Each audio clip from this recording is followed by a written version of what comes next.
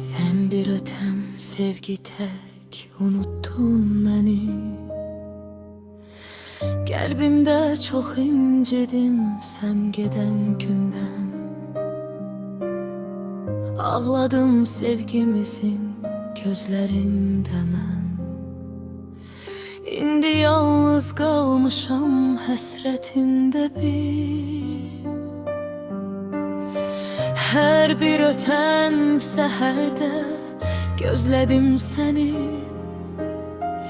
Her bir iten günlərdə özlədim səni.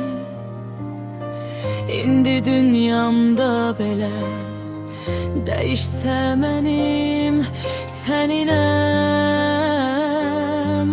Her gün, her zaman sənin, səninəm. İllər ötüb keçsə də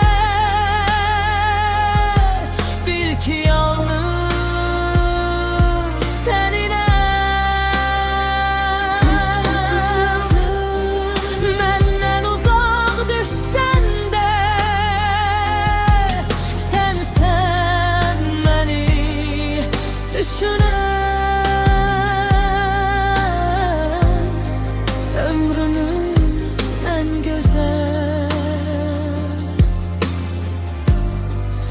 şirin nəğməsi sən.